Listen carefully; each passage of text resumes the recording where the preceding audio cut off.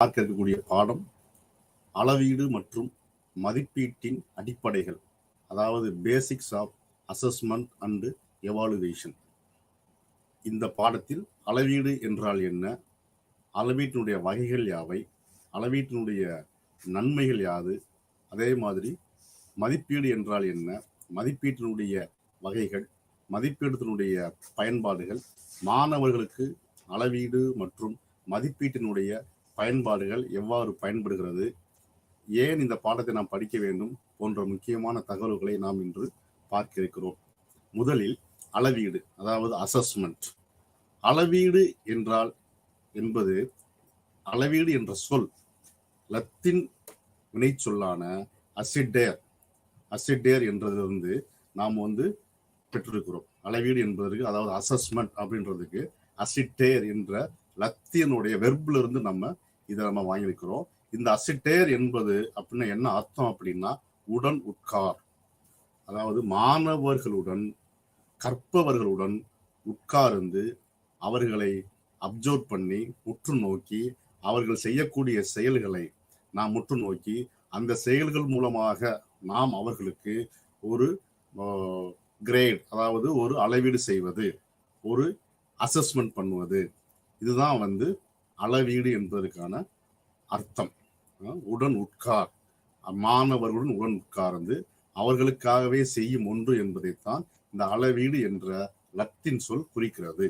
இந்த அளவீடு என்பது ஹையர் லெவல்ல பார்க்கும் போது தரமான கல்வியின் கற்றல் தரத்தை, அதாவது எஜுகேஷன் சிஸ்டத்தை, எஜுகேஷனுடைய அந்த லேர்னிங் சிஸ்டத்தை எந்த அளவுக்கு மாணவர்கள் புரிந்து கொண்டிருக்கிறார்கள், அவர்களுக்கு கற்றல் தரம் கற்றல் திறன் எவ்வாறு இருக்கிறது என்பதை நம்ம அளவீட்டின் மூலமாக நாம் செய்து, அதாவது அசஸ்மெண்ட் பண்ணி மேலும் மேலும் வேற எஜுகேஷன், ஹையர் எஜுகேஷனுக்கு செய்வதற்காக இது ஒரு கீ பாயிண்ட், இது ஒரு திறவுகோலாக நாம் வச்சிருக்கிறோம். அப்ப அளவீடு என்ற சொல் லத்தீன் வெர்பான அசிடேர் என்றதிலிருந்து பெறப்பட்டது.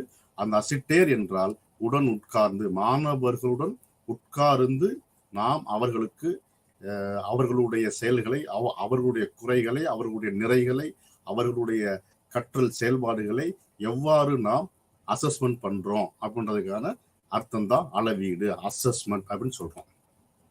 இந்த அளவீட்டுல ஆசிரியர் மற்றும் மாணவர் இருவருக்குமே அளவீடு ரொம்ப முக்கியமான ஒன்றாக பார்க்கப்படுகிறது. ஏன்னா மாணவர்கள் ஆசிரியர்களையும் டீச்சர்ஸையும் அளவீடு செய்யறாங்க, அசஸ்மெண்ட் பண்றாங்க.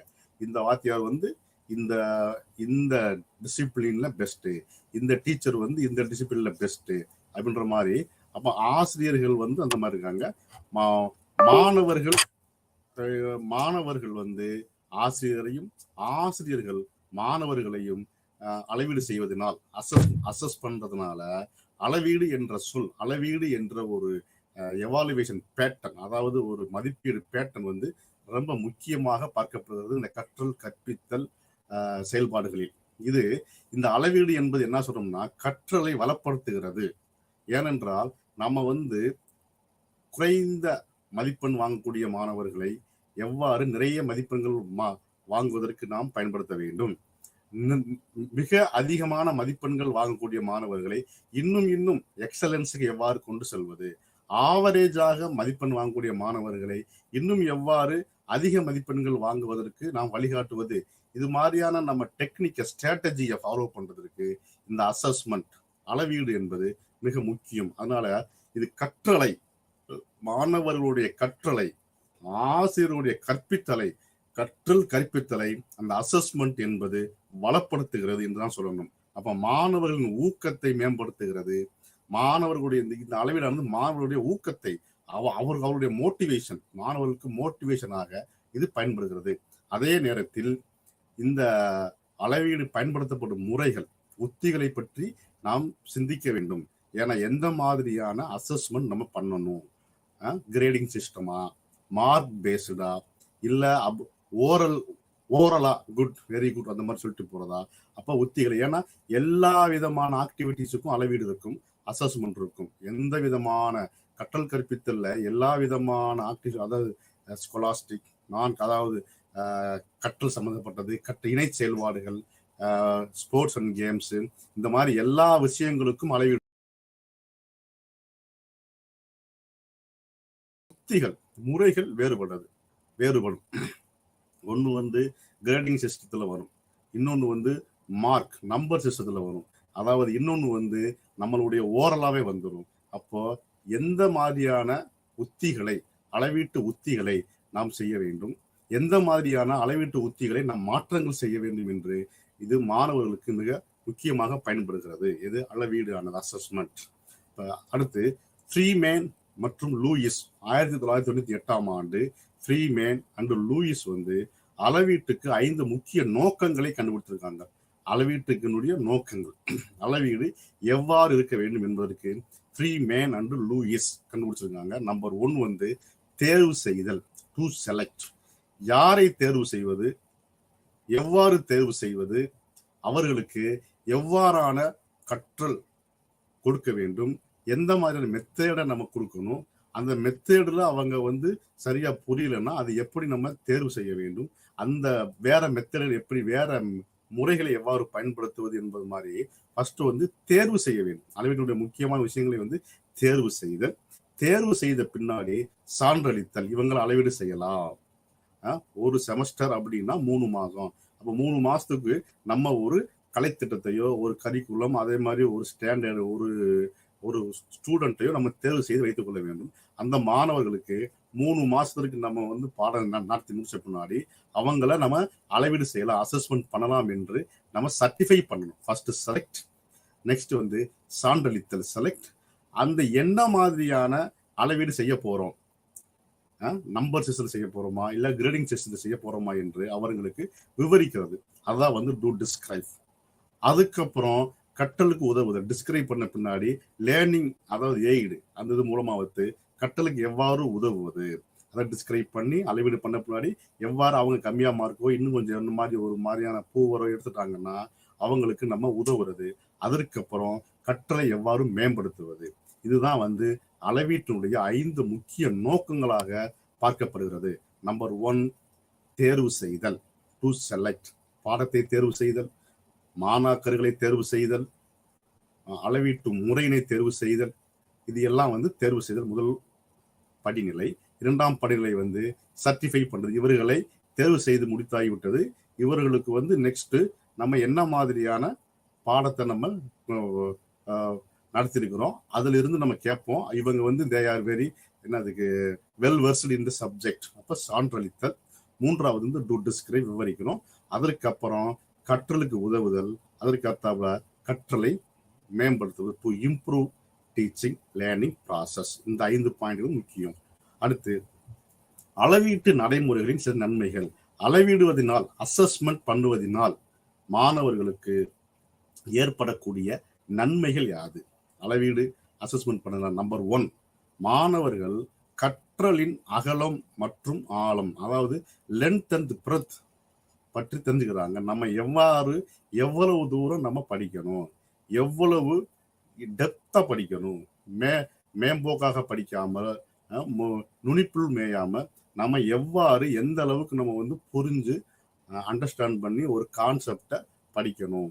அந்த மாதிரி எந்த மாதிரி கொஸ்டின் கேட்குறாங்க, எது எந்த மாதிரி பயன்படுகிறது, அப்ளிகேஷன் ஓரியன்டா கொஸ்டின் கேட்டால் எப்படி நம்ம வந்து ஆன்சர் பண்ணுவது, டிஸ்கிரைப் கேட்டால் எப்படி பண்ணுவது, அப்ஜெக்டிவ் டைப்ல கேட்டாங்கன்னா எப்படி பண்றது என்று மாணவர்கள் கற்றலினுடைய அந்த லென்த் அண்ட் பிரெத், நீளம், அகலம் மற்றும் மதிப்புமிக்க தரத்தை, அந்த கிரேடை வந்து எவ்வாறு நம்ம மேம்படுத்துவது என்பதை இந்த அளவீட்டின் மூலமாக புரிந்து கொள்கிறார்கள். அப்ப மாணவர்கள் கற்றலின் அகலம் மற்றும் ஆழம் பற்றிய மதிப்புமிக்க தரவை இந்த அளவீட்டு முறையானது வழங்குகிறது.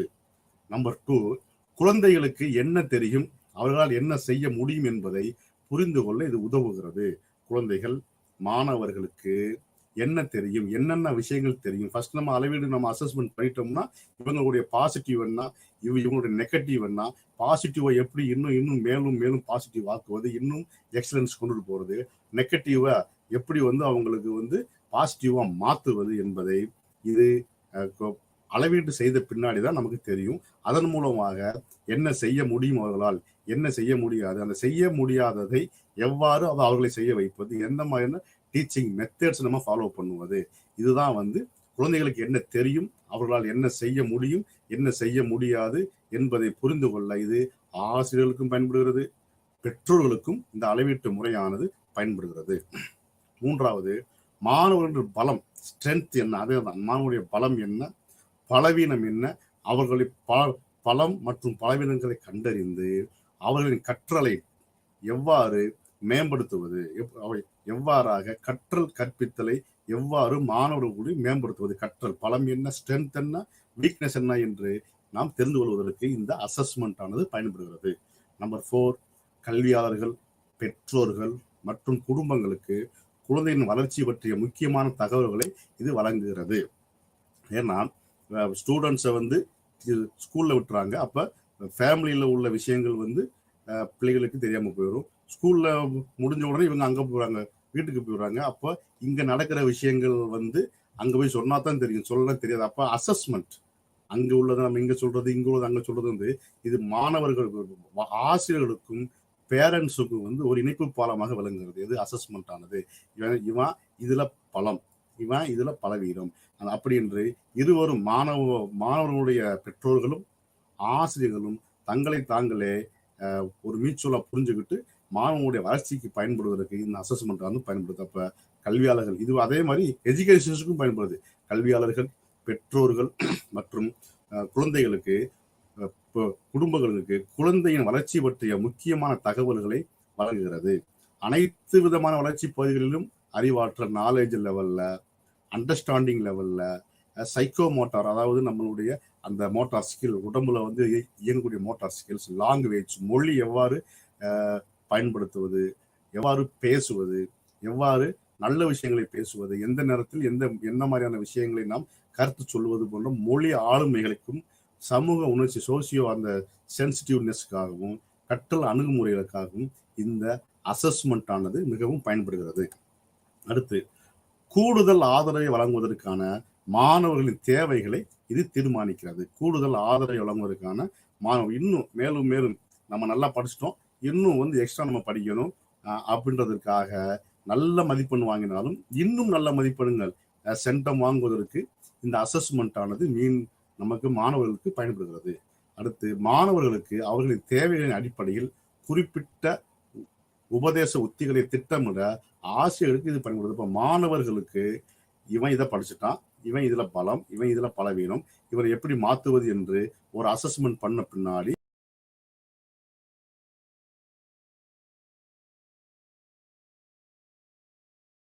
பலவீனங்களை அறிந்து தனித்தனி மாணவர்களுக்குரிய பலவீனங்களை களைந்து அவர்களை பலமிக்கமாக மாற்றுவதற்கு என்ன மாதிரியான உத்திகளை நாம் பயன்படுத்த வேண்டும் என்று திட்டமிடுவதற்கு ஆசிரியர்களுக்கு இந்த அசஸ்மெண்ட் ஆனது பயன்படுகிறது.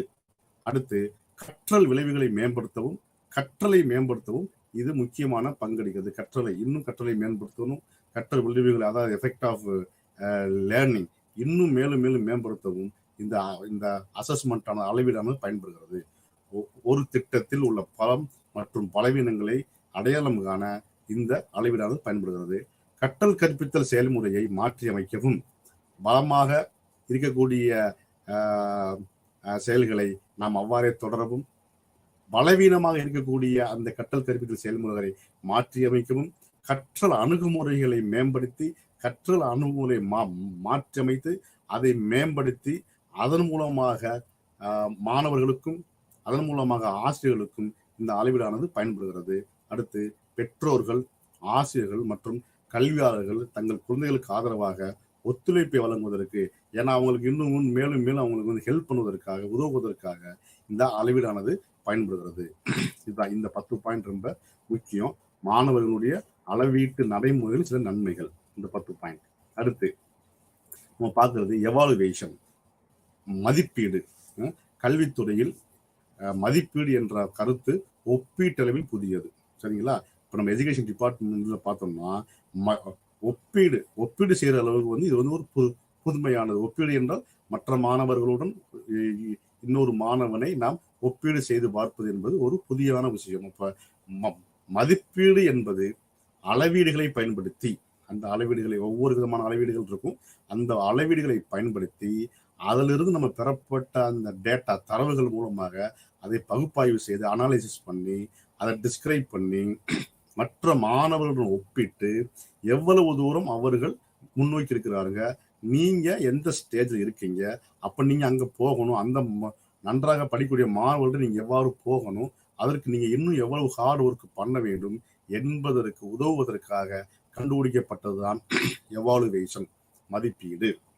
அப்ப மதிப்பீடு என்பது அளவீடுகளை பயன்படுத்தி பெறப்பட்ட தரவை பகுப்பாய்வு செய்து அந்த பெறப்பட்ட பகுப்பாய்வு செய்யப்பட்ட தரவை விளக்கி மற்ற மாணவர்களுடன் ஒப்பிட்டு எவ்வளவு தூரம் அந்த மாணவர்கள் முன்னேறியுள்ளனர், அவர்களின் மதிப்பெண் என்ன, அவர்கள் எவ்வாறு உழைத்தார்கள், எவ்வளவு கஷ்டப்பட்டு படித்தாங்க, அப்ப அந்த முன்னேற்றம் எப்படி உனக்கு சாத்தியமாகும் என்பதை இந்த மாணவர்களுக்கு நாம் புரிய வைப்பதற்காக கல்வித்துறையில் வந்ததுதான் இவாலுவேஷன் சிஸ்டம், மதிப்பீட்டு சிஸ்டம். சரி, இந்த மதிப்பீட்டினுடைய வகைகள் பார்த்தோம்னா நான்கு மதிப்பீடுகள் உள்ளது. ஒன்று உருவாக்கம் மற்றும் சுருக்க மதிப்பீடு, ஃபார்மேட்டிவ் அண்ட் சம்மேட்டிவ் அசஸ்மெண்ட். இரண்டாவது முறையான மற்றும் முறைசாரா மதிப்பீடு, ஃபார்மல் அண்ட் இன்ஃபார்மல் அசஸ்மெண்ட். மூன்றாவது தரம் மற்றும் அளவு மதிப்பீடு, குவாலிட்டேட்டிவ் அண்ட் குவான்டிடேட்டிவ் அசஸ்மெண்ட். 4 நேரடி மற்றும் மறைமுக மதிப்பீடு, டைரக்ட் அண்ட் இன்டைரக்ட் அசஸ்மெண்ட். அப்ப formative and summative assessment, formal and informal assessment, qualitative and quantitative assessment, direct and indirect assessment. இந்த 4 முக்கியமான மதிப்பீட்டின் வகைகளாக நாம் பார்க்கிறோம். இதில் நம்பர் 1 உருவாக்கம் மற்றும் சுருக்க மதிப்பீட்டில், அதாவது உருவாக்க மதிப்பீடு, ஃபார்மேட்டிவ் அசஸ்மெண்ட். ஃபார்மேட்டிவ் அசஸ்மெண்ட் என்னன்னா, மாணவர்களின் செயலின் வளர்ச்சியின் கூடிய அறிவுறுத்தலில் செயல்முறையின் ஒருங்கிணைந்த பகுதியாகும். இது மாணவர்களுடைய செயலில், தினசரி செயலில், தினசரி நடவடிக்கைகள், மாணவர்களுடைய தினசரி நடவடிக்கை, ஒரு யூனிட் டெஸ்ட், ஒரு ஆஃபரி டெஸ்ட், ஒரு மந்த்லி டெஸ்ட், தினசரி நடவடிக்கைகள், தினசரி அவனுடைய நடவடிக்கைகளை உற்று ஆராய்ந்து அந்த நடவடிக்கைக்கு ஒவ்வொரு செயலினுடைய முடிவிலும், யூனிட் டெஸ்டா, யூனிட் டெஸ்டோட முடிவில் அவனை அசஸ் பண்ணி நம்ம அவனோட பாசிட்டிவ் நெகட்டிவ் சொல்லுவது. மந்த்லி டெஸ்டா, மந்த்லி டெஸ்டோட முடிவில் நம்ம அவங்க பாசிட்டிவ் நெகட்டிவ் சொல்லுவது. குவார்டர்லியோ டெஸ்டோட முடிவில் பாசிட்டிவ் நெகட்டிவ் சொல்லுவது. ஒரு வேற ஏதாவது ஒரு காம்படிஷன், அந்த காம்படிஷன் முடிஞ்ச உடனே குவாலிட்டேட்டிவா நல்லா இருக்கு, நல்லா இல்லை, இது நல்லா இருந்துச்சு, இது நல்லா இல்லை என்று சொல்வது. இது எல்லாமே மாணவனுடைய செயலோட ஒன்றி வரக்கூடியது. அவர்களுடைய செயல்களில் ஒன்றி, தினசரி நடவடிக்கைகளில் மாணவனுடைய செயலோடு ஒன்றி ஒவ்வொரு செயலுக்கும் செயலின் முடிவில் நாம் பெஸ்ட், நல்லா இல்லை, இதை இப்படி பண்ணணும் என்று நாம் ஒரு ரிசல்ட்டை வழங்குவதுதான் ஃபார்மேட்டிவ் அசஸ்மெண்ட். அப்ப ஃபார்மேட்டிவ் அசஸ்மெண்ட் என்பது மாணவர்களின் செயலில் வளர்ச்சியுடன் கூடிய அறிவுறுத்தல் செயல்முறையின் ஒருங்கிணைந்த ஒரு பகுதியாக இந்த ஃபார்மேட்டிவ் அசஸ்மெண்ட் பார்க்கப்படுகிறது.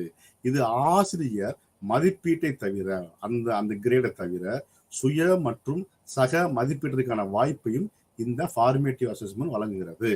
மாணவர்கள் கற்கும் ஊக்கத்தை அதிகரிக்கிறது. ஏன்னா ஒவ்வொரு செயல் முடிந்தவுடன் நாம் ரிசல்ட் சொல்றதுனால இன்னும் நல்லா படிக்கணும் என்பதற்கு என்று மாணவர்களுடைய கற்கும் லேர்னிங், அந்த மோட்டிவேஷனை இந்த ஃபார்மேட்டிவ் அசஸ்மெண்ட் அதிகரிக்கிறது.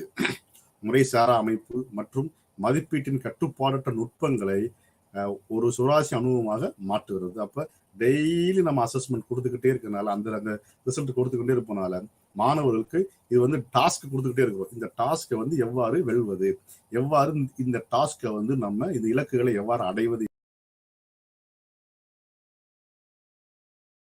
ஒரு சுவாரஸ்யமான அனுபவமாக மாறினால ஃபார்மேட்டிவ் அசஸ்மெண்ட் மிக முக்கியமாக பார்க்கப்படுகிறது. அடுத்து இந்த ஃபார்மேட்டிவ் அசஸ்மெண்ட்ல வகைகள் இருக்கு. என்னென்ன வகைகள் அப்படின்னா, டீச்சர் அப்சர்வேஷன், ஆசிரியருடைய அவதானிப்புகள், டீச்சரோட அப்சர்வேஷன், எப்படி எந்த மாதிரியாக நம்ம அப்சர்வ் பண்ணி ஆசிரியர் அவர்களுக்கு மாணவர்களை எவ்வாறாக டீச்சர்ஸ் உற்று நோக்கி அவர்களுக்கு எவ்வாறு செயலின் முடிவில், ஒவ்வொரு ஆக்ஷனுக்கு முடிவுல எவ்வாறு அவங்க பாசிட்டிவ் நெகட்டிவ் சொல்றாங்க, எவ்வாறு இம்ப்ரூவ் பண்றாங்க என்று பார்த்துக் கொள்வதற்கு பயன்படுது. அப்ப ஃபார்மேட் அசஸ்மெண்ட் வகைகளை நம்பர் 1 வந்து teacher observations, number 2 student record. மாணவனே ரெக்கார்டு வச்சிருப்பான், அதை நம்ம வந்து டெய்லி வந்து நீங்க இந்த வேலையை செஞ்சீங்களா, செய்யலையா, ஏன் செய்யலை, செய்வதற்கு என்ன முயற்சி எடுத்தீங்க அப்படின்ட்டு ஸ்டூடெண்டோட ரெக்கார்டு வச்சிருப்பாங்க. அது ஒரு விதமான ஃபார்மேட் அசஸ்மெண்டோட டைப். அடுத்து கொஸ்டினிங் ஸ்ட்ராட்டஜிஸ், கேள்வி கேட்கும் உத்திகள். ஆசிரியர் மாணவர்களிடம் கேள்வி கேட்டு அந்த கேள்வியின் மூலமாக வரக்கூடிய பதில்களை வைத்து அந்த மாணவர்களுக்கு நாம் அசஸ்மெண்ட் பண்ணுவது, மதிப்பீடு செய்வது, எவ்வாறு இவனுக்கு இன்னும் எதை வளர்க்க வேண்டும் அப்படின்னு மதிப்பீடு செய்வது. அப்ப கேள்வி கேட்கும் உத்திகள். அடுத்து செல்ஃப் அண்ட் பியர் அசஸ்மெண்ட்ஸ், மாணவரே தன்னைத்தானே சுயமாக மதிப்பீடு செய்து கொள்வது.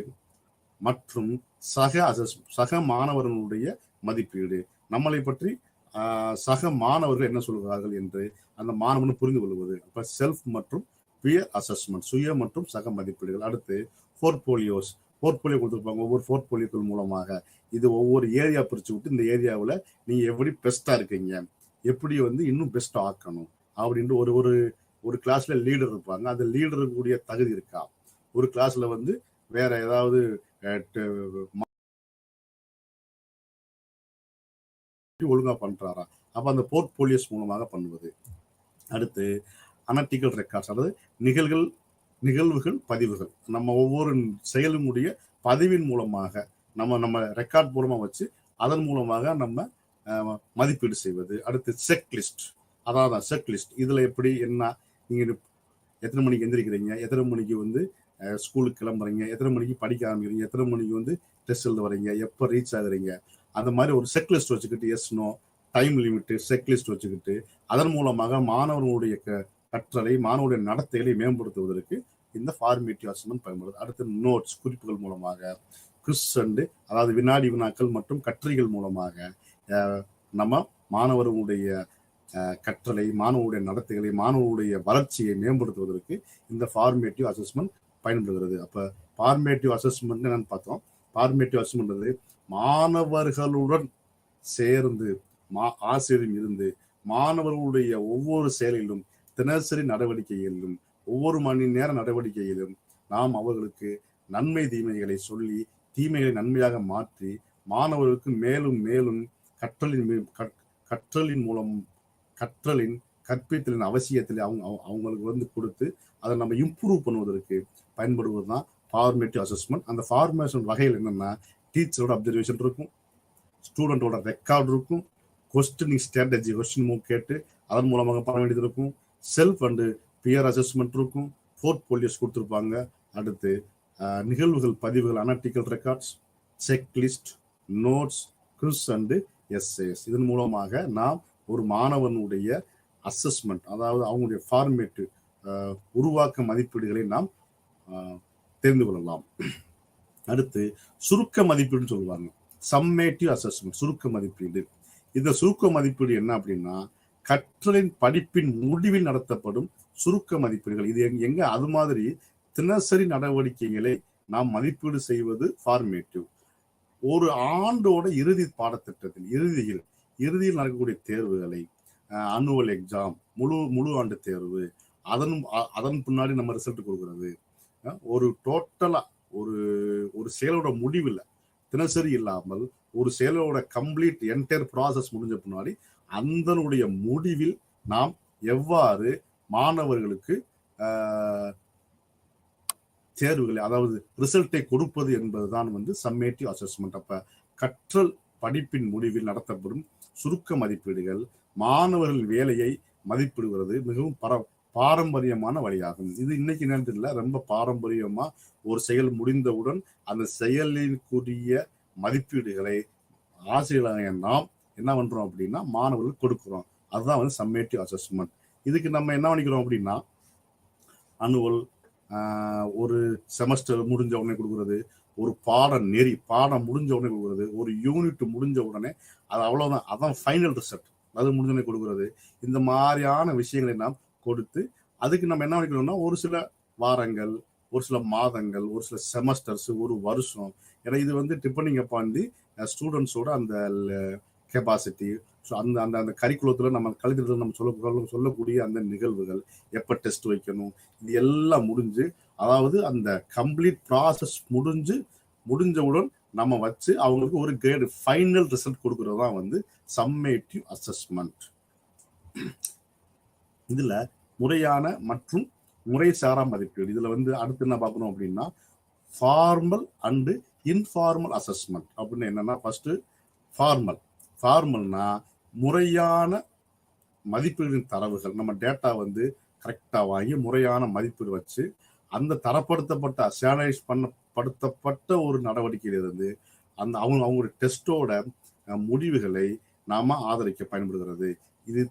இது கணித ரீதியாக நம்ம ஃபார்மல் அசஸ்மெண்ட் என்ன அப்படின்னா, அவங்களுக்கு ஒரு ஸ்டாண்டர்டான ஒரு டெஸ்ட் வைக்கிறோம்.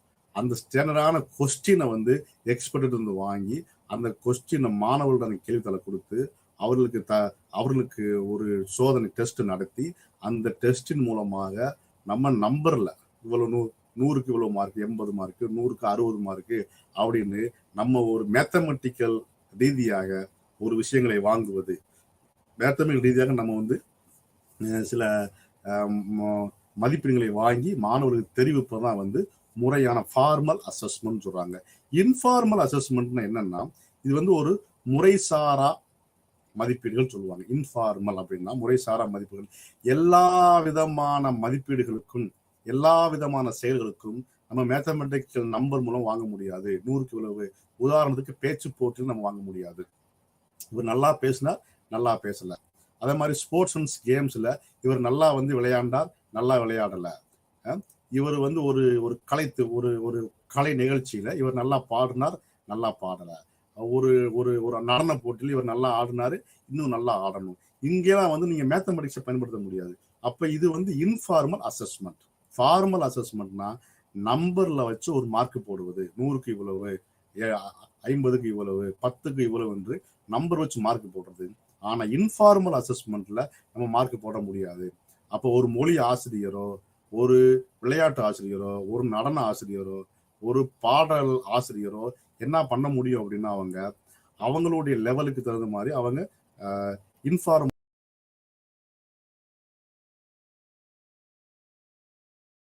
கீழே இருக்கு அப்படின்னு பயன்படுத்துறதா வந்து இன்ஃபார்மல் அசஸ்மெண்ட். இதுதான். அப்போ ஃபார்மல் என்றால் கணிதத்தின் மூலமாக நாம் நம்பர் வாங்குவோம், அதாவது மேத்தமெட்டிக்கல் நம்பர்ஸ் வாங்குவது, இவ்வளவு. இன்ஃபார்மல்னா அது மாதிரி கிடையாது. ரைட். அடுத்து அளவு மதிப்பீடு, குவான்டிடேட்டிவ் அசஸ்மெண்ட். குவான்டிடேட்டிவ் அசஸ்மெண்ட்னா அளவு முறைகளை பயன்படுத்தி ஒரு விதமான அளவு முறைகளை, எந்த மாதிரி அளவு, அதாவது குவான்டிடேட்டிவ்னா எண்ணக்கூடிய ஒண்ணு, நம்பர் நியூமரிக்கலா வரக்கூடிய ஒண்ணு. இது வந்து எவ்வளவுக்கு எத்தனை மணி நேரத்துல எவ்வளவு வார்த்தைகளை சொன்னாரு, 10 செகண்ட்ல எவ்வளவு டிஸ்டன்ஸ் ஓடினாரு, 1 மணி நேரத்துல எவ்வளவு கொஸ்டின் எடுத்தாரு, எவ்வளவு மார்க் வாங்கினாரு, ஒரு குவான்டிடேட்டிவா ஒரு அளவா நம்ம ஒரு ஸ்கேல் வச்சுக்கிட்டு அதுல நம்ம அசஸ்மெண்ட் பண்றது. அப்ப அளவு மதிப்பீடு என்பது அளவு முறைகளை பயன்படுத்தி அதனை பகுப்பாய்வு செய்து நம்ம டேட்டாவை சேகரிக்கிறது, தரவை சேகரிக்க உதவுகிறது. எண்ணியல் மதிப்பெண்கள் அல்லது மதிப்பீடுகள் மீது அதிக நம்பிக்கை உள்ளது. இது தரப்படுத்தப்பட்ட அமைப்பின் அடிப்படையில் ஒரு கருவியை பயன்படுத்துவதன் மூலம் பெறப்பட்ட மதிப்புகளை பயன்படுத்தப்படுகிறது. இதுதான். அப்ப அளவு மதிப்பீடு என்பது என்ன சொல்றோம், குவான்டிடேட்டிவ் அசஸ்மெண்ட்னா நியூமரிக்கலா நம்ம அவங்களுக்கு ஒரு மதிப்பீடு செய்வது. நியூமரிக்கலா மதிப்பீடு செய்வது. எல்லா விதமான மதிப்பீடுகளையும் 10 செகண்ட்ல எவ்வளவு தூரம் ஓடினார், 10 செகண்ட்ல எத்தனை பலூனை உடைத்தார், ஊதினார், உடைத்தார். இந்த மாதிரியான நம்ம குவான்டிடேட்டிவா பண்ணக்கூடியது அளவு மதிப்பீடு. அடுத்து குவாலிட்டேட்டிவ் அசஸ்மெண்ட், தரம் மதிப்பீடு. குவாலிட்டேட்டிவ் இதுல என்னன்னா, குவாலிட்டி என்ன, எந்த அளவுக்கு ஒரு பாடினார், எந்த அளவுக்கு ஓடினார், எவ்வளவு ஸ்பீடா இன்னும் ஓடணும் என்று நம்ம டிஸ்கஸ் பண்றதா வந்து குவாலிட்டேட்டிவ் அசஸ்மெண்ட். அப்ப அளவு மதிப்பீட்டை போலன்றி அது மாதிரி இல்லாம தரமான மதிப்பீடு மதிப்பெண்கள் அல்லது எண்களை நம்பியிருக்காமல் விளக்கங்களை சார்ந்தது. இது எண்களை நம்பி இல்லை, இவ்வளவு மார்க்கு அப்படின்னு எந்த ஒரு மார்க்கையும் மதிப்பெண்களையும் நம்பி இது கிடையாது. இது வந்து டிஸ்கிரிப்ஷன் ஒண்ணு, விளக்கங்களை சார்ந்தது. எவ்வாறு விளக்குவது, இவரு அந்த ஸ்டெப்பை எப்படி நடனம் மாறினார், இந்த பாடலை எவ்வாறு பாடினார் அப்படின்னு வந்து விளக்கங்களை சார்ந்தது. இது சூழ்நிலையை பொறுத்தது. எல்லா விதமான அசஸ்மெண்ட்டும் எல்லா விதமான மதிப்பீடுகளும் குவாலிட்டேட்டிவோ குவான்டிடேட்டிவோ ஃபார்மேட்டிவோ இன்ஃபார்மலோ சம்மேட்டிவ் அசஸ்மெண்ட்டோ நான் ஃபார்மலோ எல்லா விதமான அசஸ்மெண்ட்டுமே வந்து சூழ்நிலைகளை பொறுத்தது. அதே மாதிரி குவாலிட்டேட்டிவ் அசஸ்மெண்ட் வந்து முழுக்க இது சூழ்நிலைகளை பொறுத்தது. ஏன்னா அன்று அவர் வந்து நல்லா பாடலை அப்படின்னா அவருக்கு வந்து தொண்டை கட்டிருக்கலாம், நல்லா நடனம் ஆடலைன்னா கால் வலி வந்திருக்கலாம். அப்போ சூழ்நிலையை பொறுத்தது. மற்றும் செயல்திறன் பற்றிய விரிவான விளக்கங்களில் அதிக அக்கறையை இது கொண்டுள்ளது.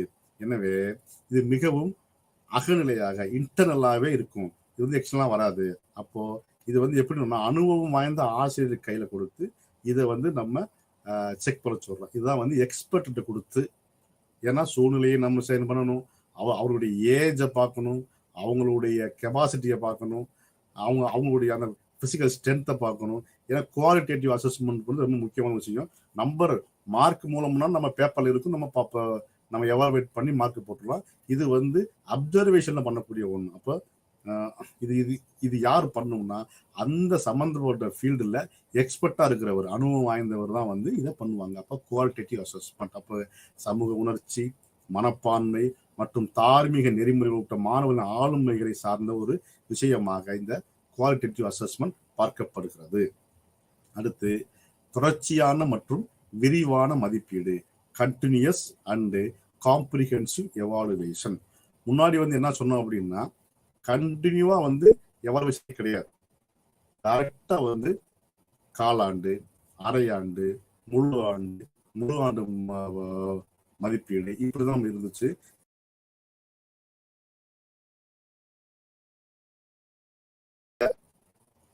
நம்ம நாட்டுல மதிப்பீடுகள் எவ்வாறு வடிவமைப்பு என்பதை மறு வடிவமைப்பதற்கான, ஏன்னா கண்டினியூவா 1 இயர் படிச்சது அவனை நம்ம வந்து கேள்வி கேட்க முடியாது. 1 இயர் படிச்சு அதை நம்ம ஃபர்ஸ்ட் மந்த்ல படிச்சதை கடைசியில 10 மாதம் கழிச்சு அவன் வந்து கெப்பாசிட்டி வந்து மறக்கிறதுக்கான வாய்ப்பு இருக்கு. அப்போ அந்த 3 மாசத்திற்கு every 3 months or every 6 months கண்டினியூஸான ஒரு எவாலுவேஷன் இருக்கணும். அந்த கண்டினியூஸான எவாலுவேஷன் மட்டும் பார்த்தாது, காம்ப்ரிஹென்சிவா இருக்கணும், தொடர்ச்சியான மதிப்பீடுகள் இருக்கணும். அந்த தொடர்ச்சியான மதிப்பீடும் விரிவான முழுமையான மதிப்பீடுகளாக இருக்க வேண்டும். அப்ப நமது நாட்டில் மதிப்பீடுகள் எவ்வாறு வடிவமைக்கப்படுகின்றன என்பதை மறு வடிவமைப்பதற்கான தொடர்ச்சியான மற்றும் விரிவான மதிப்பீடு அறிமுகப்படுத்தப்பட்டது.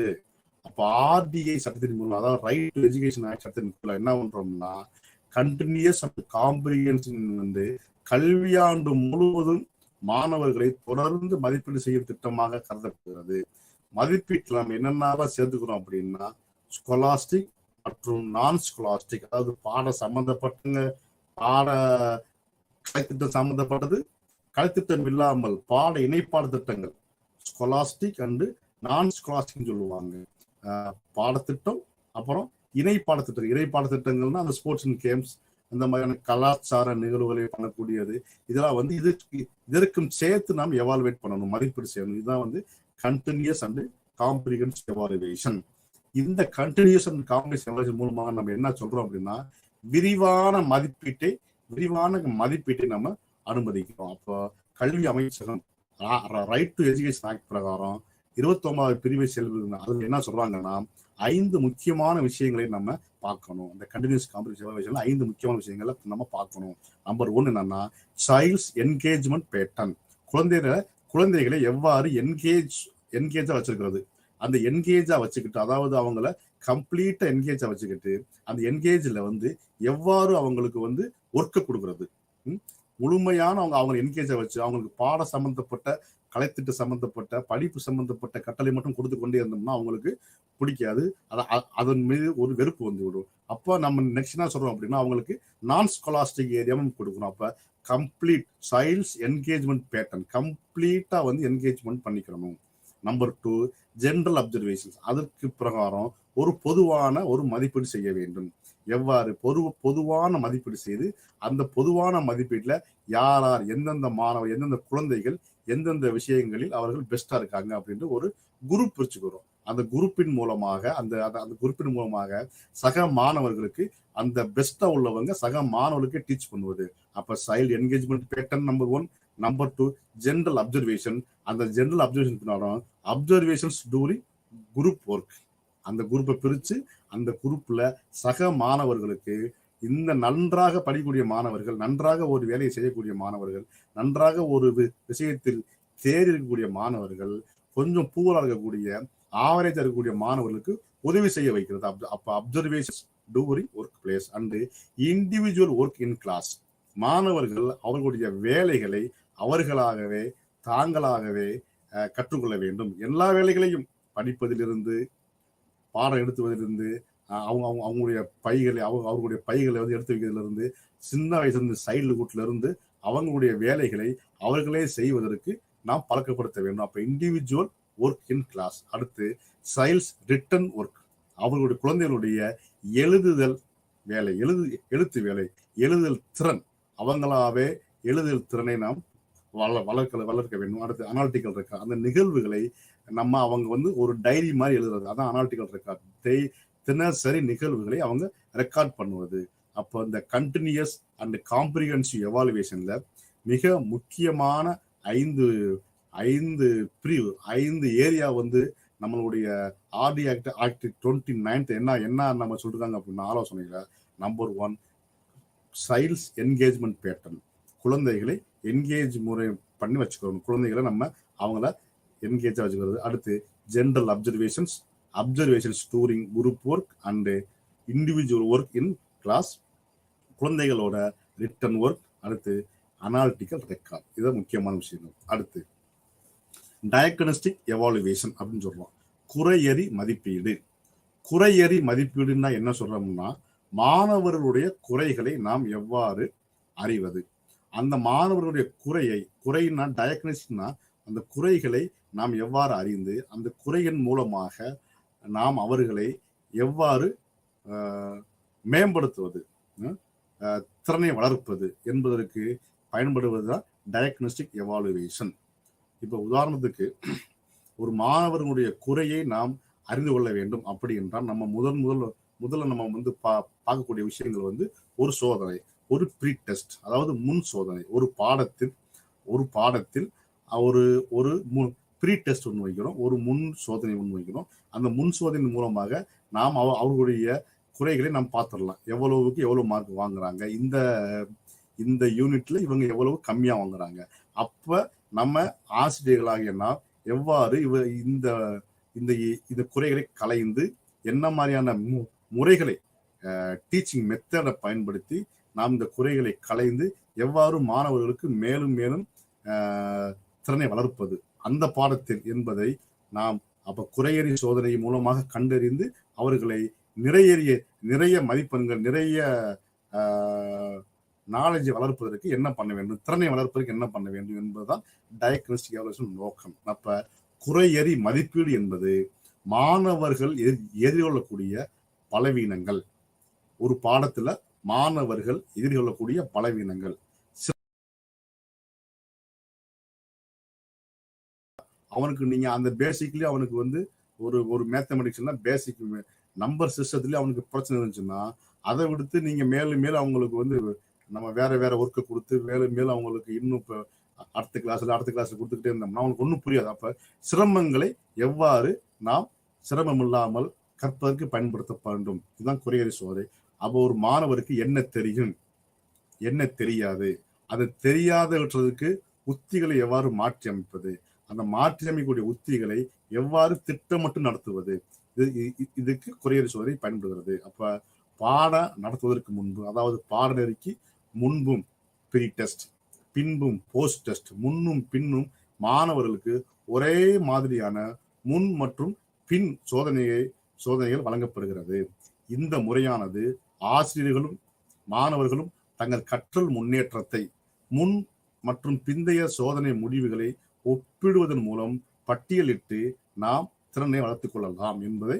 அப்ப முன்னாடி ஒரு சோதனை, முன் சோதனை ப்ரீ டெஸ்ட்ல வச்சுட்டு அதுல வரக்கூடிய மதிப்பெண்களை வைத்து நம்ம வேற மெத்தடை பயன்படுத்தி டீச் பண்ணி அதே கொஸ்டினை வச்சு போஸ்ட் டெஸ்ட் ஒன்று வச்சு பின் சோதனை ஒன்றை வச்சு அதனுக்கும் அந்த ப்ரீ டெஸ்ட்டுக்கும் போஸ்ட் டெஸ்டும் கூடிய மார்க்கை வச்சு நம்ம எப்படி படிக்க வேண்டும் என்று மாணவர்களுக்கும் புரிகிறது. அப்ப இந்த மாணவர்களுக்கு இவ்வாறு தான் பாடம் நடத்த வேண்டும் அப்படின்னு சொல்லி ஆசிரியர்களுக்கும் இந்த குறையறி சோதனையானது பயன்படுகிறது, டயக்னோஸ்டிக் எவாலுவேஷன் பயன்படுகிறது. அப்ப இதுல இந்த குறைகரி சோதனையில முக்கியமான விஷயம் என்னன்னா, இந்த குறைகரி சோதனை முக்கியமான விஷயம் என்ன, மாணவர்களுக்கு மட்டும் இந்த குறைகரி சோதனை பயன்படாது, ஆசிரியர்களுக்கும் சேர்த்து தான் இந்த குறைகரி சோதனையானது பயன்படுகிறது. ஏன்னா எந்த மாதிரியான டீச்சிங் மெத்தேடை பயன்படுத்துவது என்பதற்காக. அடுத்து கற்றலுக்கும் மதிப்பீட்டுக்குமான உறவு, relationship between learning and assessment. இது இரண்டுக்குமான உறவு என்ன? Relationship between learning and assessment, கற்றலுக்கும் கற்ற பின்பானுடைய மதிப்பீட்டிற்குமான உறவு என்ன அப்படின்னா, மாணவர்கள் என்ன எப்படி கற்றுக்கொள்கிறார்கள், மாணவர்கள் என்ன கற்றுக்கொள்கிறார்கள், மாணவர்கள் எப்படி கற்றுக்கொள்கிறார்கள் என்பதை, அவர்கள் எவ்வாறு மதிப்பிடுவார்கள் என்பதை பொறுத்துத்தான் மாணவர்களுடைய அசஸ்மெண்ட் இருக்கும் அப்படின்னு ஜான் விக்ஸ் 1999 சொல்றாரு. அப்ப மாணவர்கள் என்ன எப்படி கற்றுக்கொள்கிறார்கள் என்பதை, அவர்கள் எப்படி மதிப்பிடுவார்கள் என்று என்ன நினைக்கிறார்கள் என்பதை பொறுத்துத்தான் இந்த அசஸ்மெண்ட் ஆனது, இந்த கற்றல் மற்றும் அசஸ்மெண்ட் பயன்படுகிறது என்று சொல்கிறார்கள். அப்ப மதிப்பீடு, கற்பித்தல் மற்றும் கற்றல், மதிப்பீடு, கற்பித்தல், கற்றல். முதல்ல கற்பித்தல், கற்றல். சில நேரங்களில் சில பாடத்தை பொறுத்த வரைக்கும் முதலில் கற்றல் வரும், அப்புறம் கற்பித்தல். சில கடினமான பகுதிகளை ஃபர்ஸ்ட் கற்பித்தல் மற்றும், அதாவது டீச்சிங், லேர்னிங் அண்ட் எவாலுவேஷன். சில நேரங்களில் லேர்னிங், டீச்சிங் அண்ட் எவாலுவேஷன் வரும். இந்த மூன்றுக்கு முக்கியமான இடையான உறவு அதான் லேர்னிங் அண்ட் அசஸ்மெண்ட். அப்ப மதிப்பீடு என்பது கற்பித்தல், கற்றல் செயல்முறையின் ஒரு பகுதியாக, கற்றல் கற்பித்தனுடைய ஒரு செயல்முறையினுடைய ஒரு பகுதியாக, லேர்னிங் ப்ராசஸ்ல, டீச்சிங் லேர்னிங் ப்ராசஸ்ல ஒரு முக்கியமான பகுதியாக இந்த எவாலுவேஷன் ஆனது, அசஸ்மெண்ட் ஆனது இருக்கிறது. அதான் learning, teaching, learning and evaluation, இல்லைன்னா லேர்னிங், டீச்சிங் அண்ட் எவாலுவேஷன் சொல்றோம். இதுல கற்றலின் மதிப்பீடு, கற்றலின் மதிப்பீடு, கற்றலுக்கான மதிப்பீடு மற்றும் கற்றல் என மதிப்பீடு, அதாவது அசஸ்மெண்ட் ஆஃப் லேர்னிங் அப்படின்னா என்ன, assessment for learning and assessment as learning. கற்றலின் மதிப்பீடு, கற்றலுக்கான மதிப்பீடு மற்றும் கற்றல் மதிப்பீடு. Assessment of learning, assessment for learning and assessment as learning. இந்த கற்றலின் மதிப்பீடுனா, வகுப்பறையில் கற்றல் மதிப்பீடு பொதுவாக ஏதாவது ஒன்றின் முடிவில் செய்யப்படுகிறது. இதுதான் இந்த கற்றல் மதிப்பீடானது. எப்போ ஒரு கிளாஸ் ரூம்ல பயன்படுத்துறாங்க அப்படின்னா, ஏதாவது ஒரு செயல் முடிந்தவுடன், இப்போ ஒரு பாடம் முடிந்தவுடன், ஒரு யூனிட் முடிஞ்ச உடனே, ஒரு டாஸ்க் முடிஞ்ச உடனே, இல்லை ஒரு இம்பார்ட்டண்டான ஒரு வேலை முடிஞ்ச உடனே, இந்த மாதிரியான நேரங்கள்ல தான் இது பயன்படுது. ஒரு அழகு, ஒரு பாட நெறி, ஒரு தரம், ஒரு முக்கியமான நிலை, கேள்விகளை உள்ளடக்கிய சோதனைகள் அல்லது தேர்வின் வடிவத்தை பொறுத்துத்தான் இந்த கற்றலின் மதிப்பு, அதாவது assessment of learning. Assessment of லேர்னிங்னா இது ஒரு ஃபார்மேட்டிவ் எவாலுவேஷன். அந்த கிளாஸ் ரூம்ல ஒரு செயல் முடிந்தவுடன், ஒரு பாடம் முடிந்தவுடன், ஒரு நிலை முடிந்தவுடன், ஒரு நிரல் முடிந்தவுடன் ஆசிரியர் பயன்படுத்தக்கூடியதான் இந்த கற்றல் மதிப்பீடானது. அப்ப கற்றல் மதிப்பீட்டின் முக்கிய அம்சங்களாக நாம் என்ன பார்க்கலாம் அப்படின்னா, மாணவர்கள் கற்றல் சாதனைக்கான சான்றுகளை சேகரிக்கலாம். முடிஞ்ச உடனே இவங்க நல்லா படிச்சுட்டாங்கன்னு சொல்லிட்டு ஒரு சர்டிபிகேட் ஏதோ கொடுப்பாங்க. அப்ப மாணவர்கள் கற்றல் சாதனைக்கான சான்றுகளை சேகரிக்கலாம். பெற்றோர்கள், கல்வியாளர்கள் மற்றும் மாணவர்கள் உட்பட பரந்த சமூகத்திற்கு அந்த சான்றுகள் கருத்தை வழங்கலாம். அடுத்து மதிப்பீட்டு மதிப்பெண்களின் அடிப்படையில் தரம் மற்றும் தர வரிசையை நாம் கொடுக்கிறோம். இந்த ரேங்க் கொடுக்கிறோம். ரேங்க் சிஸ்டத்தை நம்ம இந்த அசஸ்மெண்ட் ஆஃப் லேர்னிங் மூலமா கொடுக்கிறோம். அடுத்து மாணவர்களுக்கான எதிர்கால கற்றலுக்களை திட்டமிடுவது. இவர் இந்த பாடத்துல, இவர் இந்த யூனிட்ல பெஸ்டா இருக்காரு, அப்ப நெக்ஸ்ட் அவர் என்ன படிக்கணும், என்ன மாதிரியான ஒரு கற்றல் கொடுக்கணும் என்று எதிர்காலத்தை ஃபியூச்சர் திட்டமிடுவதற்கு இது பயன்படுகிறது. இதுதான் அசஸ்மெண்ட் ஆஃப் லேர்னிங். அடுத்து அசஸ்மெண்ட் ஃபார் லேர்னிங், கற்றலுக்கான மதிப்பீடு. அப்படின்னா கற்றலுக்கான மதிப்பீடு ரொம்ப முக்கியம்னா, எதற்காக கற்கிறோம், கம்ப்ளீட்டா முடிஞ்ச பின்னாடி ஒரு சம்மேட்டிவ் எவாலுவேஷன் வரக்கூடியது. ஒரு ஒட்டுமொத்த ஒரு ஆண்டு முடிஞ்ச ஒரு பாட திட்டம் இல்ல, ஒரு கலைத்திட்டம் முடிந்தவுடன், ஒரு கம்ப்ளீட் ப்ராசஸ், ஒரு ஆனுவல் எக்ஸாம், ஒரு இயர்லி எக்ஸாம், ஒரு செமஸ்டர் பேட்டர்ன், இது மாதிரியான விஷயங்கள் முடிஞ்சு இதான் கற்றலுக்கான மதிப்பீடு, அசஸ்மெண்ட் ஃபார் லேர்னிங். ஒட்டு மொத்தமா அவர் என்ன படிச்சாரு, இதை நம்ம என்ன சொல்றோம் அப்படின்னா ஒரு சம்மேட்டிவ் எவாலுவேஷன் மாதிரி தான் சொல்றாங்க. அப்ப இந்த கற்றலுக்கான மதிப்பீட்டு முடிஞ்ச உடனே மாணவர்கள் பெறக்கூடிய முக்கியமான இம்பார்ட்டன்ட் பாயிண்ட்ஸ் என்ன அப்படின்னா, இது கல்வியில் மற்றும் இணைக்கல்வி அம்சங்கள், அறிவு மற்றும் திறன்களை உள்ளடக்கிய ஒரு விஷயமாக பார்க்கப்படுகிறது. எது சம்மேட்டிவ் எவாலுவேஷன், அது கற்றலுக்கான மதிப்பீடு. இது இணை கல்வி மட்டும் கிடையாது, அதோடு சேர்ந்து ஒரு இணைக்கல்வி, அறிவு, நாளை சம்பந்தப்பட்டது, ஒரு ஸ்கில் பேஸ்டு, இதெல்லாம் சேர்ந்துதான் ஒரு கொஸ்டின் பேப்பர் இருக்கும்னு சொல்லி இது நம்ம புரிஞ்சுக்கிறாங்க. மாணவர்களின் கற்றலை தூண்டுகிறது. அடுத்து இன்னும் எவ்வளவு படிக்கணும், ஏன்னா இந்த செமஸ்டர்ல நம்ம இப்படி படிச்சிட்டோம், நெக்ஸ்ட் செமஸ்டர்ல எப்படி படிக்கிறது, மாணவர்களின் கற்றலை தூண்டுகிறது. சிறந்த மதிப்பெண்கள் அல்லது மதிப்பெண்களை அடைவதை விட அவர்கள் சிறப்பாக கற்க இந்த அசஸ்மெண்ட் ஃபார் லேர்னிங் வருது. ஏன்னா நல்ல மார்க் வாங்கிட்டோம் அப்படின்னு சொல்றதை விட இந்த மார்க்கை விட நம்ம என்ன படிச்சோம், எப்படி இன்னும் சிறப்பாக ஆழமா கற்க வேண்டும் என்பதற்காக இது பயன்படுகிறது. பாடத்தின் முடிவில் மட்டுமல்ல, அது சம்மேட்டிவ் எவாலுவேஷன்ன்றது கம்ப்ளீட்டா ஒரு பாடத்தோட முடிவுல நடத்தக்கூடியது. இது அங்க பாடத்தின் முடிவு மட்டும் கிடையாது, சில நேரங்களில் பாடநெறி முழுவதும் பயனுள்ள கருத்துக்களை வழங்குகிறது. சில நேரங்களில் பாடநெறி டூரிங் ப்ராசஸ்லையும் கூட இந்த அசஸ்மெண்ட் ஃபார் லேர்னிங் பயன்படுத்துறாங்க. அனைத்து மாணவர்களும் மேம்படுத்த முடியும் என்ற நம்பிக்கையின் அடிப்படையில் இது அமைந்துள்ளது. எல்லா மாணவர்களுக்கும் இது இம்பார்ட்டன்ட். எல்லா மாணவர்களையும் மேம்படுத்துவதற்கு, இம்ப்ரூவ் பண்ணுவதற்கு இது அசஸ்மெண்ட் ஃபார் லேர்னிங் கற்றலுக்கான மதிப்பீடு பயன்படுகிறது. இது வழக்கமான வகுப்பறை நடைமுறைகளின் ஒரு பகுதியாக சுய மதிப்பீடு மற்றும் சக மாணவர்களின் மதிப்பீட்டை ஊக்குவிப்பதற்காகவும் இது பயன்படுகிறது. ஆசிரியர்கள் தங்கள் திறமையை அளவிட, ஏன்னா எந்த மாணவர்களுக்கு எவ்வாறு கற்பிக்க வேண்டும், எவ்வாறு கற்றல் கற்பித்தல் அந்த நிகழ்வை நடத்த வேண்டும் என்று ஆசிரியர்கள் தங்கள் திறமையை அளவிட இந்த கற்றலுக்கான மதிப்பீடு பயன்படுகிறது. அடுத்து கற்பித்தல் கற்றல் செயல்பாட்டில் இது ஒரு பயனுள்ள கருவியாக பயன்படுத்தப்படுகிறது. அடுத்து கற்றல் என மதிப்பீடு, assessment as learning. Assessment as லேர்னிங்னா கற்றலோட இது பயன்படக்கூடியது, அசஸ்மெண்ட் அஸ் லேர்னிங். இதோட முக்கியமான விஷயங்கள் என்ன அப்படின்னா, ஆசிரியர்கள் மற்றும் மாணவர்கள் இணைந்து இலக்குகளை உருவாக்கி கற்றலை இணைத்து கட்டமைக்கிறார்கள். இது கரிக்குலத்திலிருந்து எல்லாமே என்ன பண்றாங்கன்னா, ஆசிரியரும் மாணவர்களும் உட்கார்ந்து இந்த இலக்குகளை நிர்ணயித்து இதுதான் அப்ஜெக்டிவ்ஸ், இதை நம்ம இன்னைக்கு இந்த டாஸ்க் நம்ம இன்னைக்கு முடிக்கணும் அப்படின்னு கற்றல் என மதிப்பீடு, கற்றலை ஒரு மதிப்பீடாக, அதாவது இன்னைக்கு இந்த போர்ஷனை முடிக்கணும், இன்னைக்கு இந்த ஆக்டிவிட்டியை முடிக்கணும் என்று மாணவரும் ஆசிரியரும் திட்டமிட்டு அந்த இலக்குகளை அடைவதற்கு தான் கற்றல் அசஸ்மெண்ட் அஸ் லேர்னிங் பயன்படுகிறது.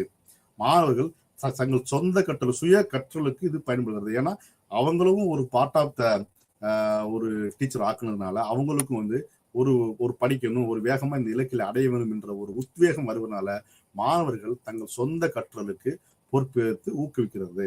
மாணவர்கள் தங்கள் கற்றலை பற்றி சிந்தித்து அதன்படி திட்டமிடவும் இந்த கற்றல் என மதிப்பீடு பயன்படுகிறது. அடுத்து மாணவர்கள் கற்றலின் அடுத்த கட்டத்தை புரிந்து கொள்ள, நெக்ஸ்ட் என்ன வரும் சொல்லிட்டு மாணவர்கள் கற்றலின் அடுத்த கட்டத்தை புரிந்து கொள்ள உதவுகிறது. முறையான formal and informal feedback, self learning, இதெல்லாம் அவங்க புரிஞ்சு கொண்டு மாணவர்கள் அடுத்த கட்டத்தை நோக்கி பயன்படுத்த ஃபார்மல், இன்ஃபார்மல், பின்னூட்டம் மற்றும் சுய மதிப்பீட்டை பயன்படுத்துவதற்கான வழிமுறைகளையும் இந்த மாணவனின் கற்றலின் அடுத்த கட்டத்தை பயன்படுகிறது. சக மதிப்பீட்டிற்கான வாய்ப்பையும் இது வழங்குகிறது. சக மாணவனுடைய மதிப்பீட்டுக்கு அடுத்து அறிவாற்றல் திறன்களை வளர்ப்பதற்காகவும் இந்த கற்றல் பயன்படுகிறது. அடுத்து கற்றல் என மதிப்பீடு, அசஸ்மெண்ட் அஸ் லேர்னிங், அதை நம்ம பார்த்தோம். இது ஆசிரியருக்கும் பயன்படுகிறது, மாணவர்களுக்கும் இது பயன்படுகிறது. அடுத்து அசஸ்மெண்ட் அட் வேரியஸ் லெவல்ஸ், பல்வேறு நிலைகளில் மதிப்பீடு. நம்ம இதுவரைக்கும் சம்மேட்டிவ் பார்த்தோம், ஃபார்மேட்டிவ் பார்த்தோம், ஃபார்மல், இன்ஃபார்மல், குவான்டிடேட்டிவ், குவாலிட்டேட்டிவ், இதெல்லாம் பார்த்தோம். அதுபோக சில விஷயங்கள் இன்னும் வேற முறைகளில் அசஸ்மெண்ட் இருக்கு. அதுல என்ன அப்படின்னா, மதிப்பீட்டு முறைகள் என்பது உத்திகள், நுட்பங்கள், கருவிகள் மற்றும் தகவல்களை சேகரிப்பதற்கான கருவிகள் மட்டும் கிடையாது. மாணவர்கள் விரும்பிய கற்றல் விளைவுகளை எந்த அளவுக்கு வெளிப்படுத்துதல் என்பதை தீர்மானிக்க மாணவர்களுக்கு பிடிச்ச ஒரு விஷயத்த அது எந்த அளவுக்கு வெளிப்படுத்துறாங்க என்பதை நாம் அதை எப்படி எந்த விதமான ஸ்ட்ராட்டஜியை பயன்படுத்தி உத்திகளை பயன்படுத்தி நுட்பங்கள் மூலமாக கருவிகள் மூலமாக நாம் எவ்வாறு மதிப்பீட்டு முறைகளை வாங்குவது என்பதற்காகத்தான் இது பயன்படுகிறது. இது பல்வேறு நிலைகள்ல அதுல மாணவர்களின் கற்றல் விளைவுகளை மதிப்பிடுவதற்கு பல முறைகள் பயன்படுத்தப்பட வேண்டும். ஏன்னா ஒரே முறையில சம்மேட்டிவ் மட்டும் பயன்படாது, ஃபார்மேட்டிவ் மட்டும் பயன்படாது, குவான்டிடேட்டிவ் அசஸ்மெண்ட் மட்டும் பயன்படாது, குவாலிட்டேட்டிவ் வேணும். அதனால மாணவர்களுடைய கற்றல் விளைவுகளை மதிப்பிடுவதற்கு பல முறைகள் பயன்படுத்தப்பட வேண்டும். ஒரே ஒரு முறையை மட்டுமே நம்புவது மாணவர்களின் சாதனையை ஒரு பகுதியை மட்டுமே பிரதிபலிக்கும். குவான்டிடேட்டிவ் அப்படின்னு நம்பர்ல நீங்க மார்க் சிஸ்டத்தை மட்டும் பயன்படுத்துனீங்கன்னா அது மார்க் என்பது மாணவர்களுடைய கற்றல் கற்பித்தல் ஒரு பகுதி மட்டும்தான். அப்ப இன்னொரு பகுதி குவாலிட்டேட்டிவ் இருக்காங்க. நல்லா கட்டுரை எழுதுவான், நல்லா பாடல் பாடுவான், நல்லா ஓடுவான், நல்லா ஆடுவான். அப்ப அதை நம்ம குவான்டிடேட்டிவ்குள்ள கொண்டு வர முடியாது. அது குவாலிட்டேட்டிவ் அசஸ்மெண்ட். அப்போ ஒரே ஒரு முறையை மட்டுமே நம்புவது மாணவர்களின் சாதனையின் ஒரு பகுதியை மட்டுமே பிரதிபலிக்கும். எனவே நேரடி மற்றும் மறைமுக மதிப்பீட்டு முறைகளின் கலவையை பயன்படுத்த வேண்டும். மாணவர்களுடைய முழு ஹோல் அசஸ்மெண்ட்டை நீங்க நம்ம பார்க்கணும் அப்படின்னா பலவிதமான கற்றல் முறைகளை, பலவிதமான எவால்வேஷன் பேட்டர்ன்ஸை நம்ம பயன்படுத்த வேண்டும். எடுத்துக்காட்டாக மாணவர்கள் கருத்து கணிப்புகளின் பதில்கள் தகவல்களாக இருக்கலாம், மாணவர்கள் தேர்வு முடிவுகளுடன் இணைந்ததால் அது மிகவும் அர்த்தமுள்ளதாகவும் செல்லுபடியாகவும் நாம் மற்றும் நம்பகத்தன்மையுள் உள்ளதாகவும் இது இருக்கிறது. அடுத்து முதன்மை மட்டத்தில் மதிப்பீடு. இதுதான் பல்வேறு முறைகள் என்னென்ன பார்க்குறோம் அப்படின்னா, நம்பர் அசஸ்மெண்ட் எங்க அப்படின்னா ப்ரீ பிரைமரியில நம்ம எந்த மாதிரியான அசஸ்மெண்ட் பண்ணுவது. நம்பர் 1 அதாவது உற்றுநோக்கல் மூலமாக ப்ரீ பிரைமரி ஸ்கூல்ல எவ்வாறு மாணவர்களை நம்ம மதிப்பீடு செய்வது என்றால் உற்றுநோக்கல். அங்க முழுமையாக குவாலிட்டேட்டிவ் சம்பந்தப்பட்டது மட்டும் தான் நடக்கும், குவான்டிடேட்டிவ்ல அங்க வராது. ஏன்னா அவங்களுடைய சேட்டையை, அவங்க பாடுவது, அவன் தூங்குறது, அவன் பக்கத்துல உள்ளவன்கிட்ட அவன் நோண்டுறது, இது மாதிரியான விஷயங்கள் நம்ம உற்று நோக்கி அவன் எந்த மாதிரி ஆக்டிவா இருக்கிறான், எந்த மாதிரி இன்ஆக்டிவா இருக்காங்க என்று பார்ப்பதற்காகத்தான் அந்த உற்றுநோக்கல் முறையானது பயன்படுது, அப்சர்வேஷன். அப்ப கல்வியாளர்கள், ஆசிரியர்கள் மதிப்பீடு செய்யும் போது குழந்தைக்கு என்ன தெரியும் அப்போதான் தெரியும் ப்ரீ பிரைமரியில என்ன செய்ய முடியும் என்பதை பற்றிய தகவல்களை பெற அவர்கள் குழந்தைகளை கவனிக்கிறார்கள். அறிவுசார், மொழியியல், சமூக உணர்ச்சி மற்றும் உடல் வளர்ச்சி உட்பட வளர்ச்சியின் அனைத்து அம்சங்களையும் கவனிப்பு அதாவது உற்றுநோக்கல் உள்ளடக்கியதாக இருக்க வேண்டும். ஒரு பிரைமரியில ப்ரீ பிரைமரி ஸ்டேஜ்ல நம்ம என்ன மாதிரியான முறையை பயன்படுத்தணும் அப்படின்னா அப்சர்வேஷனை பயன்படுத்தணும். உற்றுநோக்கல், அந்த உற்றுநோக்கல்ல அவன் நல்லா படிக்கிறான்னா புத்தகத்தை திறந்து வச்சு படிக்கிறான்னு பார்க்க, அதை மட்டும் பார்க்காம அறிவுசார் செயல்களை அவன் என்னென்ன செய்யறான், மொழி எந்த மாதிரியான லாங்குவேஜ் யூஸ் பண்றான், பேசுறானா பேசுறையா, சமூக உணர்ச்சி சோசியல் எப்படி பழகுறானா பக்கத்துல உள்ளவங்ககிட்ட, உடல் வளர்ச்சி எவ்வாறு இருக்கு, அடிக்கடி தூங்கிடுறானா, இந்த மாதிரி இல்ல தூங்கல ஆக்டிவா இருக்காரா, இந்த மாதிரியான எல்லா விஷயங்களையும் கவனிச்சு அதை நம்ம ஒரு அசஸ்மெண்ட் பண்ணக்கூடியதான் ப்ரீ பிரைமரியில் இருக்கக்கூடிய அசஸ்மெண்ட் லெவல். அதுக்கப்புறம் நம்பர் 1 இது உற்றுநோக்கல் அப்சர்வேஷன் பண்ணலாம். அடுத்து போர்ட்போலியோஸ்னு சொல்லலாம். போர்ட்போலியோஸ்னா சில விஷயங்களை கொடுத்து record of data that is collected through a work children produced over a period. Portfolios கொடுத்து அந்த வேலைகளை கொடுத்து அந்த வேலைகளை அவன் எந்த மாதிரி செய்யறான். உதாரணத்துக்கு டிராயிங்கை கொடுக்குறோம், கிராஃப்ட் ஒர்க்கை கொடுக்குறோம், சில ப்ராப்ளத்தை கொடுக்குறோம், மேத்தமெட்டிக்ஸ் ப்ராப்ளம், எபிலிட்டிஸை கொடுக்குறோம். இதெல்லாம் கொடுத்து அவன் எந்த மாதிரி செய்யறான், எவ்வளவு நேரத்தில் செய்யறாங்க. இதுக்காக நம்ம ஒரு போர்ட்போலியோ மூலமாகவும் நம்ம ப்ரீ பிரைமரியில பண்ணலாம். அதுக்கப்புறம் செக்லிஸ்ட் அண்ட் ரூப்ரிக்ஸ் செக்லிஸ்ட் கொடுக்குறோம். சில செக்லிஸ்ட் கொடுத்து எந்த மாதிரியான செக்லிஸ்ட் என்ன சொல்றோம்னா இதுக்கு என்ன ஆன்சர் பண்றான், எந்த மாதிரியான இதுக்கு பெர்ஃபார்ம் பண்றான், இதை எப்படி இது ஓகேன்னு சொல்றானா இல்லை கிழிச்சு போடுறான். செக்லிஸ்ட்னா ஒரு டிராயிங்கை கொடுத்து இது வர இதே மாதிரி அங்கே வர இது ஒரு செக் தான், செக் பண்ணி பார்க்கறதா. அடுத்து ரூப்ரிக்ஸ் அப்படின்னா ஒரு மாஸ்டரி மாதிரி degree of mastery given task ஒரு இதை கொடுத்து அதே மாதிரி செய்ய சொல்றது, 3 லெவல்ல செய்யறது, இதெல்லாம் ரூப்ரிக்ஸ் கொடுக்குறது. அடுத்து இன்வென்ட்ரி உள்ள விஷயங்களே அவனுக்கே தெரியாம ஒரு வேலையை கொடுத்து அதை எப்படி வெளிக்கொண்டு வருது, அவனுக்கு பாட்டு பாட தெரியுமா பாடு அப்படின்னு சொல்லி அவனுக்குள்ள ஒரு இன்வென்ஷன், உள்ள விஷயங்களை வெளிக்கொண்டு வரதான் வந்து இன்வென்ஷன். அப்ப ப்ரீ பிரைமரியில நம்ம பார்க்கக்கூடிய விஷயங்கள் என்ன அப்படின்னா, நிறைய விஷயங்கள் மூலமா, நிறைய முறைகள் மூலமாக நம்ம மதிப்பீடு செய்ய முடியும். அதுல உற்று நோக்கல் ஒண்ணு, போர்ட்போலியோஸ் ஒண்ணு, செக்லிஸ்ட் ஒண்ணு, ரூப்ரிக்ஸ் ஒண்ணு, அடுத்து இன்வென்ட்ரி ஒண்ணு. இதுதான் வந்து இது. அடுத்து முதன்மை மட்டத்தில் மதிப்பீடு, assessment at primary stage. First pre primary சொன்னோம், அடுத்து பிரைமரி லெவல். பிரைமரி லெவல்ல நம்ம என்ன மாதிரியான டீச் பண்ணுது அப்படின்னா, டீச்சர் அண்ட் அப்சர்வேஷன். டீச்சரோட அப்சர்வேஷன். டீச்சர் வந்து அந்த பிரைமரி ஸ்டேஜ்ல எப்படி அப்சர்வ் பண்றாங்க, அங்க வந்து அவங்களோடய உட்கார்ந்து ப்ரீ பிரைமரியில உட்கார்ந்து அவங்க என்ன செய்யறாங்க வைக்கிறாங்கன்னு சொல்லி கூட இருந்து பார்ப்பது வந்து டீச்சரோட அப்சர்வேஷன் பார்த்தோம். இங்க வந்து டீச்சர் வந்து கூட உட்கார வேண்டியது இல்லை, ஜன்னல் வழியா பார்க்கலாம், வேற வெளியில போற போத பார்க்கலாம், கிளாஸ் டூரிங் கிளாஸ் ஹவர்ஸ்ல வந்து பாடம் நடத்தி கொண்டே பார்க்கலாம். அப்போ அவங்களோட அப்சர்வேஷன் மூலமாக மதிப்பீடு செய்வது அவனுக்கு புரியுது. ஏன்னா ஃபேஷியல் ரீடிங் இருக்கு, ஃபேஸ் ரியாக்ஷன் இருக்கு, அவனுடைய அந்த கெஸ்டர் இருக்கு. நன்றா புரிஞ்சா, நல்லா புரிஞ்சா ஆர்வமா படிப்பான், இல்லாட்டி கொஞ்சம் சோர்வா இருப்பாங்க. அப்ப டீச்சரோட அப்சர்வேஷன். கொஸ்டின் ஆன்சர் மூலமாக மதிப்பீடு செய்வது, அசஸ்மெண்ட் பண்ணுவது. கொஸ்டின் கேட்கிறோம், பதில் சொல்லல அப்படின்னா அதை எப்படி நம்ம வந்து திரும்ப சொல்லி திரும்ப அவன்கிட்ட வந்து பதிலை வாங்குவது. அப்போ கொஸ்டின் ஆன்சர் மூலமாக வாங்குவது. அப்புறம் teacher design task and test. Teacher வந்து அவங்களா ஓனா ஒரு டாஸ்கை கன்சல்ட் பண்ணி ஓனா ஒரு டெஸ்ட்டை கொடுத்து அந்த டெஸ்டின் மூலமாக நம்ம வாங்குவது, அசஸ்மெண்ட் பண்ணுவது. அடுத்து ப்ராஜெக்ட் கொடுக்குறது, அடுத்து ஸ்டாண்டர்டைஸ் டெஸ்ட் பண்ணுவது, ஸ்டாண்டர்டைஸ் டூல் மூலமாக நம்ம பண்ணுவது. இது வந்து முதன்மை மட்டத்திலான மதிப்பீடு, அசஸ்மெண்ட் அண்ட் பிரைமரி லெவல். அடுத்து assessment and secondary and higher secondary level.